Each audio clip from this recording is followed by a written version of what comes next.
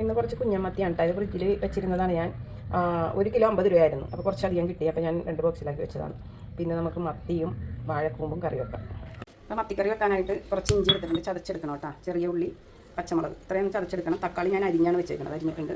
പിന്നെ പുളിവെള്ളം റെഡിയാക്കി വെച്ചിട്ടുണ്ട്. അപ്പോൾ ഇതെല്ലാം ചതച്ച് റെഡിയാക്കിയിട്ട് വരാവേ. ഇപ്പോൾ ഉള്ളി നല്ലോണം ചതച്ചെടുത്തിട്ടുണ്ട്. ഇതിലേക്ക് വേപ്പില ഇടാം. പിന്നെ നമുക്ക് പരിപാടി തുടങ്ങാവേ.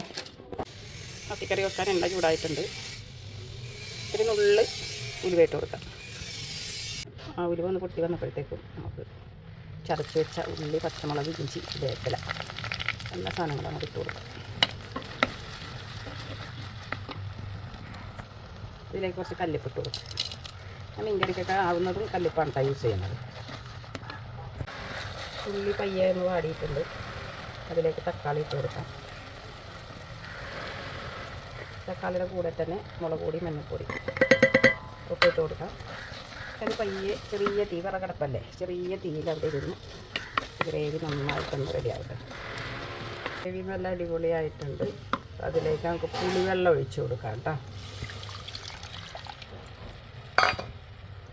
ഒന്ന് തിളക്കുമ്പോൾ മീനിട്ട് കൊടുക്കാം. തിളക്കട്ടെ. ചാറ് തിളച്ചിട്ടുണ്ട്. അതിലേക്ക് മത്തി ഇട്ട് കൊടുക്കാം.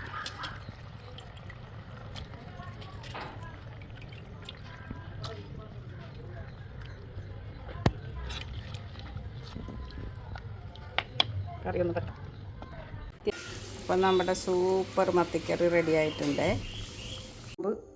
ഞാനിങ്ങനെ മൊത്തം പൊളിച്ചെടുത്തിട്ടുണ്ട്. ഇത്രയും പൊളിച്ച് കളഞ്ഞു. ഇത്രയാണ് കിട്ടിയത്. വലിയതായിരുന്നു, പക്ഷേ എടുത്തു കഴിഞ്ഞപ്പോൾ ഇത്രയായി. ഓക്കെ, അപ്പോൾ ഇത് നമുക്കൊന്ന് തോരൻ വെക്കാം. അപ്പോൾ നമ്മൾ വാഴക്കൂമ്പ് ഇന്ന് പയറിട്ടാണ് ഇട്ട് വെക്കണത്. കുറച്ച് പയർ വെള്ളത്തിയിട്ട് വെച്ചിരുന്നു രാത്രി. അപ്പോൾ അതേ വേവിക്കാൻ വെക്കാൻ പോവാണ്. അപ്പോൾ നമുക്ക് വാഴക്കൂമ്പ് അരിഞ്ഞെടുക്കാം. പൊടിയായിട്ട് അരിഞ്ഞെടുക്കരുത്. എല്ലാവർക്കും അറിയാതിരിക്കണം. പൊടിയായിട്ട് അരിഞ്ഞെടുത്തിട്ട് കാണിക്കാതെ.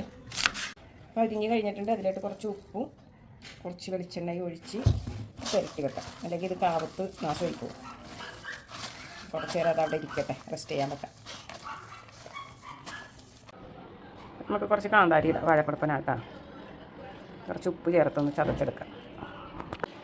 ചതച്ചെടുത്തിട്ടുണ്ട്. ഇത് ചതച്ചതല്ല കേട്ടോ. ഞാൻ ചുമ്മാ നമ്മൾ ചതക്കണയിൽ സുഖമായിട്ട് നമുക്ക് ഇങ്ങനെ ഒന്ന് ജസ്റ്റ് ഇങ്ങനെ ഒന്ന് കാണിച്ചാൽ നല്ല ഇതായി കിട്ടും. നല്ല എരിവും ഉണ്ടാകും. കുറച്ച് ചേർത്താൽ മതി. അപ്പം കാന്താരി, ശകലം വെളുത്തുള്ളി, കുറച്ച് ജീരകം ചതച്ചെടുത്തിട്ടുണ്ട്. അത് ഇതിലേക്കിട്ട് ഒന്ന് പരത്തി കൊടുക്കാം. കടുക് പൊട്ടിയിട്ടുണ്ട്. ഇതിലേക്ക് സവാള ഇട്ട് കൊടുക്കാം. സവാള ഒന്ന് വാടട്ടെ. കുറച്ച് മഞ്ഞൾപ്പൊടി ഇട്ട് കൊടുക്കാം.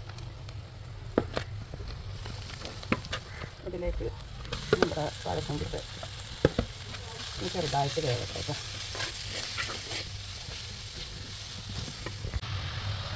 കുറച്ച് നാളികേരം ഇട്ട് കൊടുക്കാം.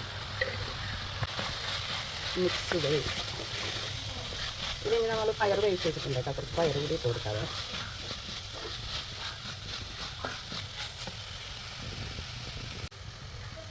പയറിട്ട് കൊടുക്കാം. ഇപ്പം എല്ലാം ഒരു കളറായല്ലോ. ഒന്ന് ചെറുതായിട്ട് അടച്ച് വെച്ച് വേവിക്കാം. അപ്പം അങ്ങനെ നമ്മുടെ വാഴക്കൂമ്പും പയറും തോരൻ റെഡി ആയിട്ടുണ്ട് കേട്ടോ. സൂപ്പർ ടേസ്റ്റ് ഉണ്ട്. എനിക്കിഷ്ടമായി. കഴിക്കാൻ പായോ?